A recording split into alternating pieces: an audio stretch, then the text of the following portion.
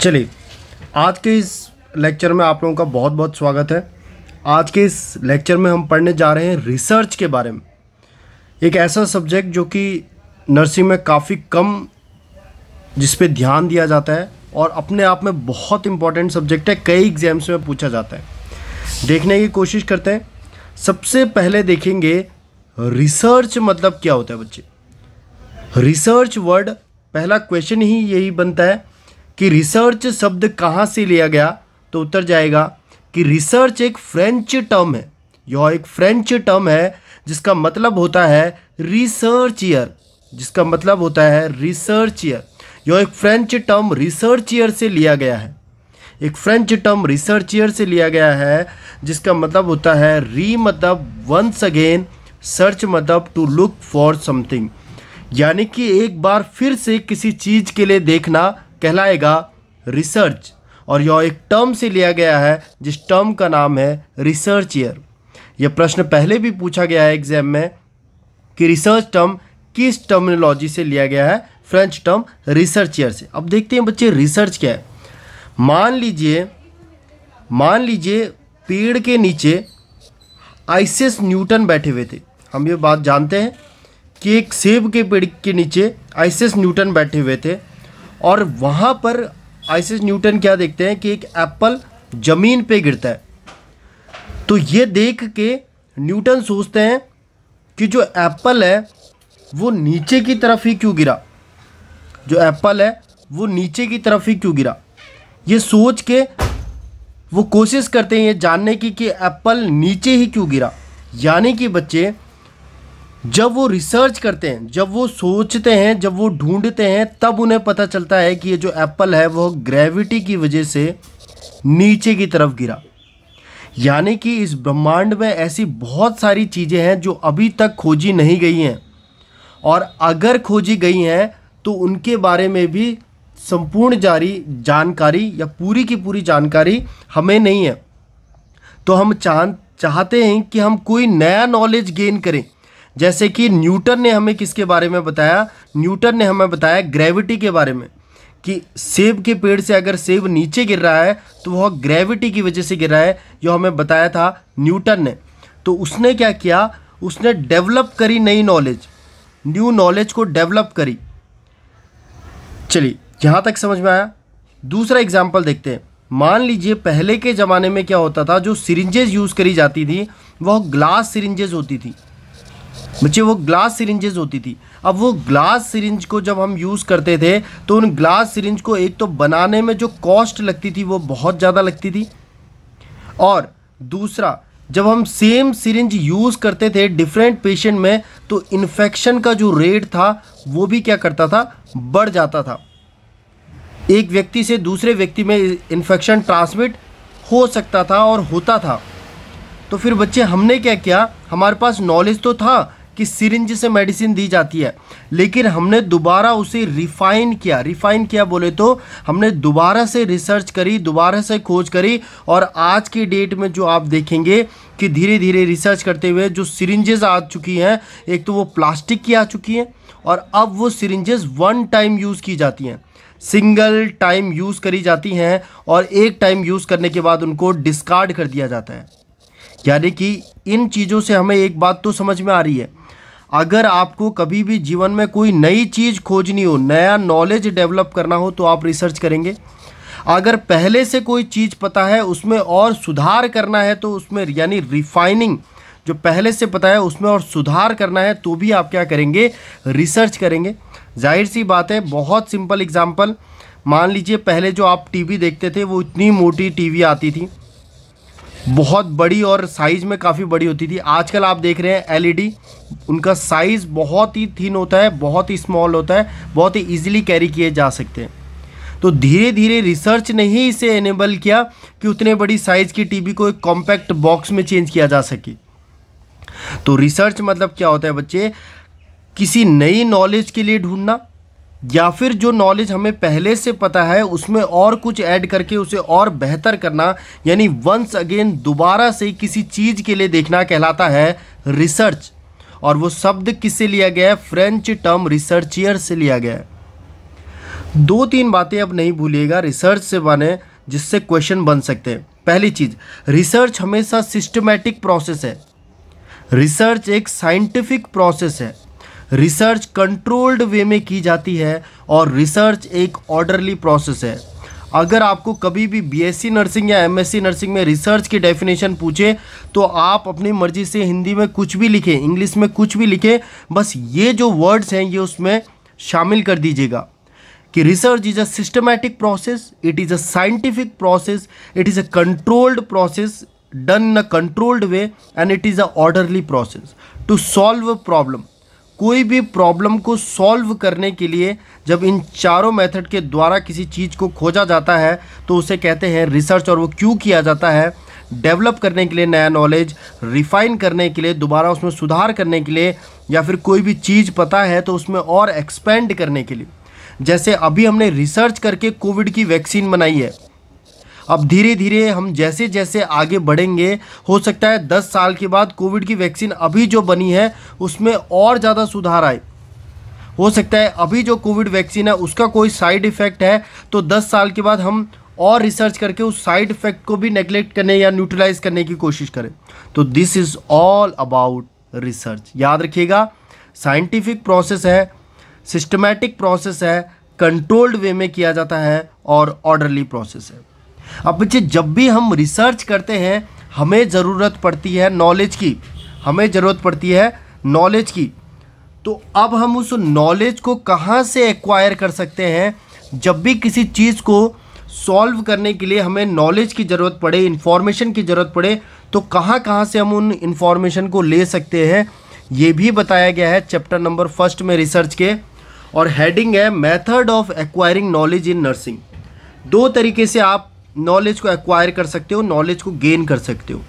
एक है unstructured method, एक है अनस्ट्रक्चर्ड मेथड और दूसरा है स्ट्रक्चर्ड मेथड।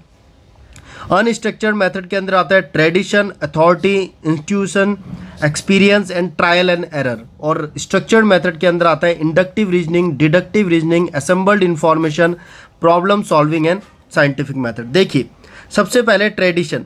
अगर आपको नॉलेज गेन करना है तो आप ट्रेडिशनली कैसे नॉलेज गेन कर सकते हो? अनस्ट्रक्चर्ड मेथड है। ट्रेडिशन क्या होता है? एक generation, from one generation to another. अगर एक जनरेशन से दूसरे जनरेशन में कोई नॉलेज जा रही है तो उसे हम कहते हैं ट्रेडिशन।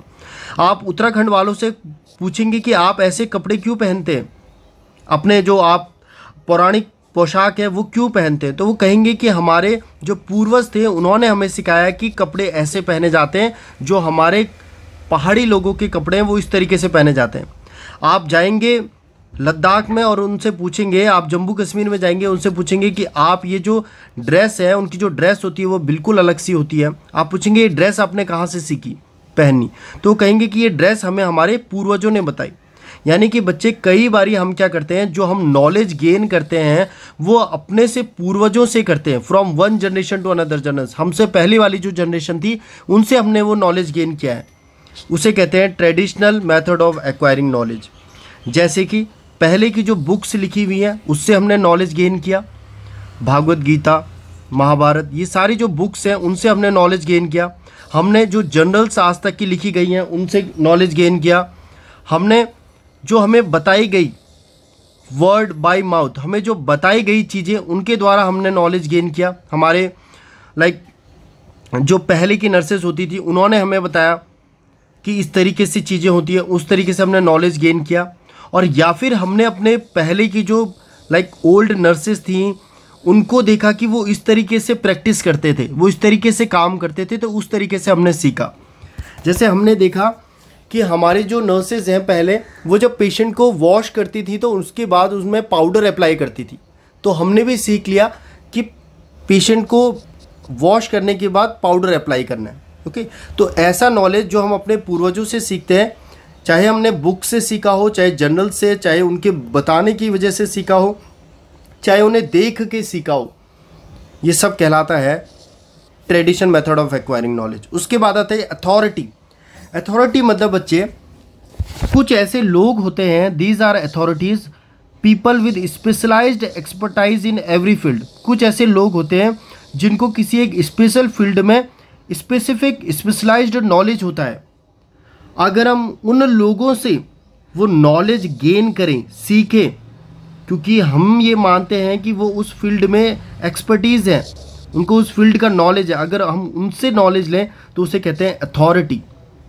अथॉरिटी एक, जैसे मान लीजिए बच्चे, आपके घर में आपके फादर मेन अथॉरिटी पावर है। अगर आप अपने फादर से कुछ सीखते हैं फाइनेंशियल मैनेजमेंट के बारे में, कि पैसे कैसे सेव कर रहे हैं, ये सारी चीज़ों के बारे में आप अपने फादर से सीखते हैं, तो इसे कहेंगे authority method of acquiring knowledge. मान लीजिए आप घर बना रहे हैं और आप देखते हैं कि आपके पड़ोस में एक व्यक्ति रहते हैं जो कि इंजीनियर है, तो ये माना जाता है कि इंजीनियर एक्सपर्टीज़ है अपने फील्ड में। तो अगर आप उनसे नॉलेज एक्वायर कर रहे हो, क्योंकि आप ये मानते हो कि वो इंजीनियर हैं, तो वो क्या है, एक्सपर्ट हैं उस फील्ड में, अगर आप उनसे नॉलेज गेन करते हो तो उसे कहते हैं अथॉरिटी। आप उनसे नॉलेज गेन करोगे कि हम घर कैसे बनाएं, किस तरीके से हम उसे डिज़ाइन करें। तो अथॉरिटी होती है किसी अथॉरिटी वाले व्यक्ति से जो कि एक्सपर्टाइज हो उस फील्ड में, उससे नॉलेज गेन करना। ट्रेडिशन होती है अपने पूर्वजों से गेन करना। इंट्यूशन होता है सिक्स्थ सेंस से गेन करना। सिक्स्थ सेंस बोले तो मान लीजिए आप रास्ते से जा रहे थे और आपका बिल्ली ने रास्ता काट दिया। अब आपकी सिक्स्थ सेंस ने कहा कि आज कुछ बुरा होगा क्योंकि बिल्ली ने रास्ता काटा है।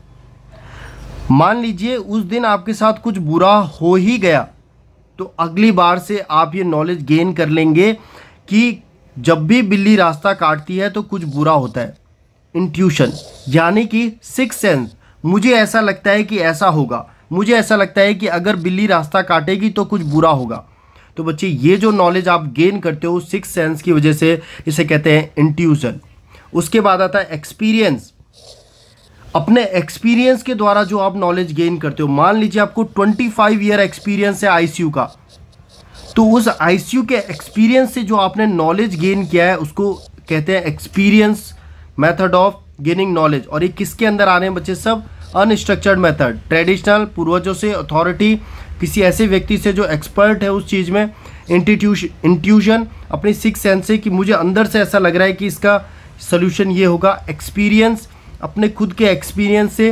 ट्रायल एंड एरर देखिए बच्चे, मान लीजिए आपको मैक्स हॉस्पिटल में बीएससी नर्सिंग पास आउट करने के बाद जॉब दी जाए और मैक्स हॉस्पिटल में एक बहुत ही शानदार हाईटेक बेड लगा हुआ है। अब हम आपको बोलें कि जाइए और उस बेड का हेड एंड ऊपर करिए, इस तरीके से उस बेड को करिए। अब पास में रखा हुआ रिमोट जब आप देखते हैं तो आपकी कुछ समझ में नहीं आता है कि इस बेड का हेड एंड कैसे उठाया जाए। तो आप रिमोट में जितने भी बटन हैं सब दबाते हैं। तो आपने पहला बटन दबाया, बेड मूव नहीं हुआ। सेकंड बटन दबाया, बेड पीछे से मूव हो गया। थर्ड बटन दबाया, बेड नीचे हो गया। जब आपने फोर्थ बटन दबाया तो हेड एंड ऊपर हो गया।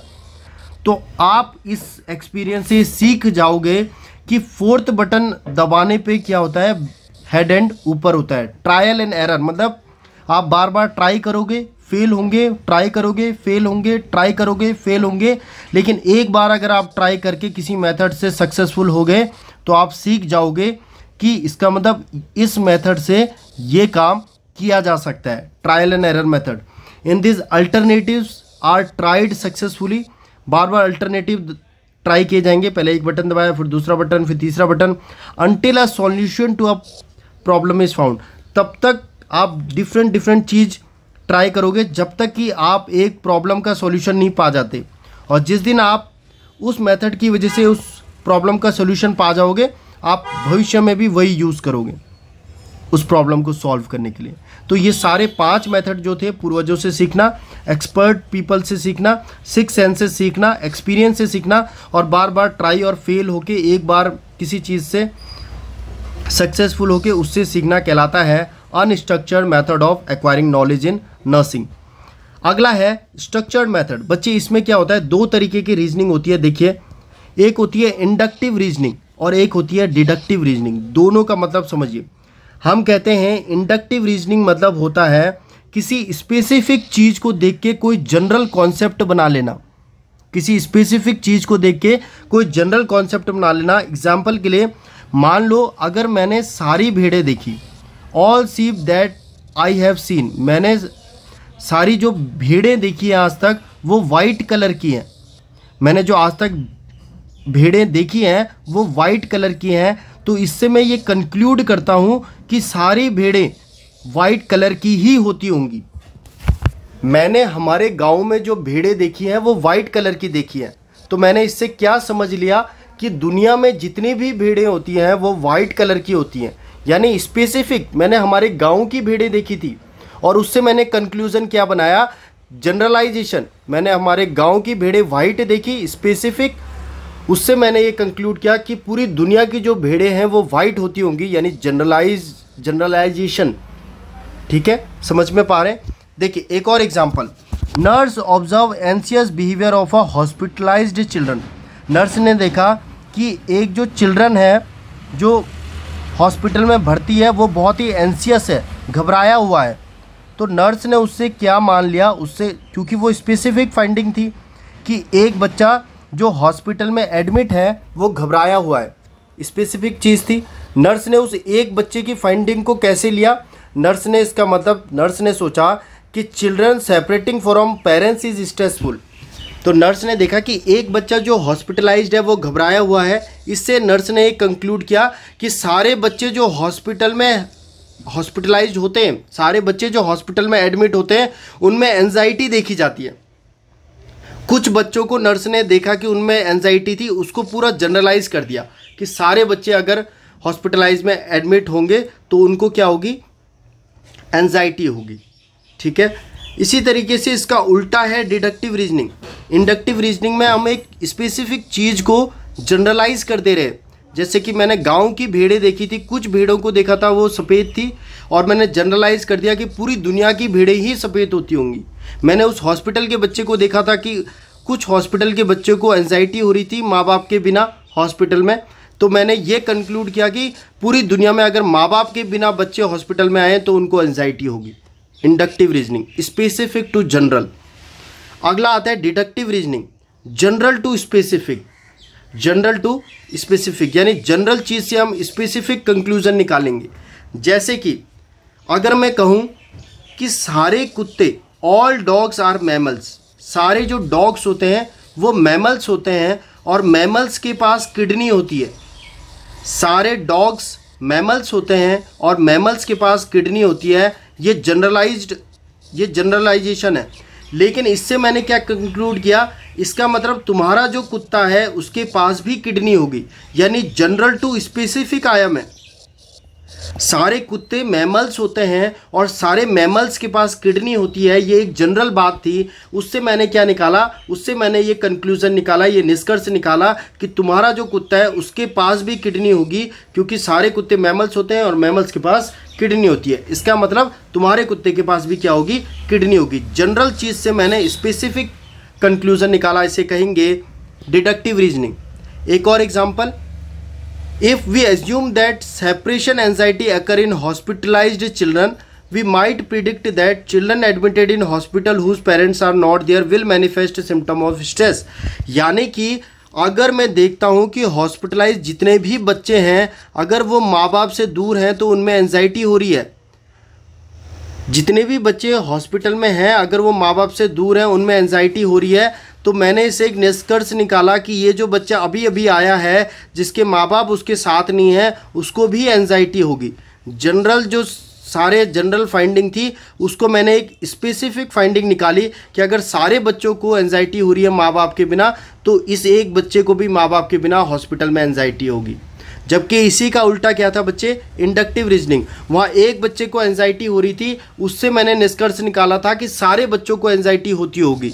और यहाँ क्या था, सारे बच्चों को एंजाइटी होती है, उससे मैंने निष्कर्ष निकाला है कि ये जो बच्चा अभी आया है इसको भी एंजाइटी होती होगी। यानी जनरल टू स्पेसिफिक कंक्लूजन निकाला जाता है डिडक्टिव रीजनिंग में और स्पेसिफिक टू जनरल निकाला जाता है इंडक्टिव रीजनिंग। और बच्चे ये किसका मेथड है, ये मेथड है स्ट्रक्चर्ड मेथड। हमने पढ़ लिया इंडक्टिव रीजनिंग, डिडक्टिव रीजनिंग। अब असेंबल्ड इन्फॉर्मेशन क्या होती है बच्चे, असेंबल्ड इन्फॉर्मेशन यानी अलग अलग जगह से डाटा को या इन्फॉर्मेशन को गैदर करना, अलग अलग जगह से, जैसे लोकल, नेशनल, इंटरनेशनल, हर जगह से डाटा को कलेक्ट करना नॉलेज गेन करने के लिए।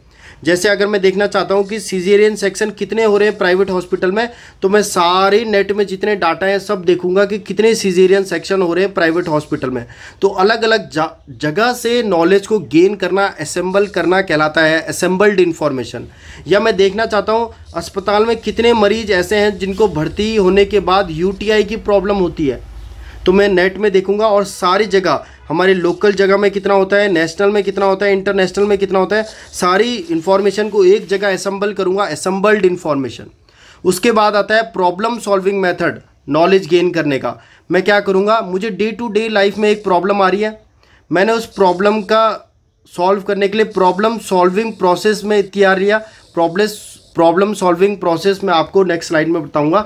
ये एक प्रोसेस है जिससे मैंने इस प्रॉब्लम को सॉल्व करने की कोशिश करी, और जब मैंने इस प्रॉब्लम को सॉल्व करने की कोशिश करी तो मुझे इसका एक सॉल्यूशन मिल गया। तो आइंदा कभी भी मुझे ये प्रॉब्लम अगर लाइफ में आएगी तो जो मैंने सॉल्यूशन ढूंढा है मैं वही यूज़ करूंगा। इसको कहते हैं प्रॉब्लम सॉल्विंग। यानी एक बार प्रॉब्लम सॉल्विंग प्रोसेस का इस्तेमाल कर कर आपने किसी चीज़ का सॉल्यूशन ढूंढ लिया तो भविष्य में कभी भी अगर वो प्रॉब्लम आए तो आप उसी सॉल्यूशन का यूज़ करोगे। जैसे कि किसी मरीज को किसी लेडी को बार बार यूटीआई हो रहा था, एक बार आपने उसको क्रैनबेरी जूस पिला दिया और क्रैनबेरी जूस से उसका यूरिन एसिडिक हो गया, और यूरिन एसिडिक बनने से उस महिला में अब यूटीआई नहीं हो रहा है। तो इसका मतलब आप नॉलेज गेन कर लोगे कि जब भी कभी किसी को आइंदा भविष्य में यूटीआई होगा मैं उस महिला को क्रैनबेरी जूस पिला दूंगा, क्योंकि उससे उसके यूरिन एसिडिक हो जाएगा और उसको यूटीआई की प्रॉब्लम ठीक हो जाएगी और भविष्य में भी नहीं होगी। प्रॉब्लम सॉल्विंग तरीके से नॉलेज गेन करना। और लास्ट में है साइंटिफिक मेथड की वजह से नॉलेज गेन करना। ये सबसे एक्यूरेट मेथड होता है, सबसे रिलायबल मेथड, सबसे वैलिड मेथड होता है। इसमें हम पूरी रिसर्च करते हैं, साइंटिफिक मेथड से पूरी रिसर्च करते हैं, और रिसर्च के लास्ट में जो चीज़ हमें रिजल्ट मिलती है उसके बेसिस पर हम क्या करते हैं, प्रैक्टिस करते हैं। इसीलिए हम इसको बोलते हैं एविडेंस बेस्ड प्रैक्टिस। यानी कि पूरी रिसर्च करने के बाद जो हमें चीज़ मिली, जो रिजल्ट मिला, उस रिजल्ट के बेसिस पे आप प्रैक्टिस करना कहलाता है साइंटिफिक मेथड। जैसे कि आइजैक न्यूटन ने पूरी रिसर्च करी और उसके बाद ग्रेविटी का कॉन्सेप्ट दिया, तो जो ग्रेविटी है जो उसने हमें बताया, उसकी वजह से हम आज के डेट में जो प्रैक्टिकल सारी चीज़ें करते हैं वो उस एविडेंस बेस्ड प्रैक्टिस पे करते हैं। ठीक है, तो सबसे एक्यूरेट मेथड होता है, ये तो हम बहुत डिटेल में पढ़ेंगे और प्रॉब्लम सॉल्विंग भी पढ़ेंगे।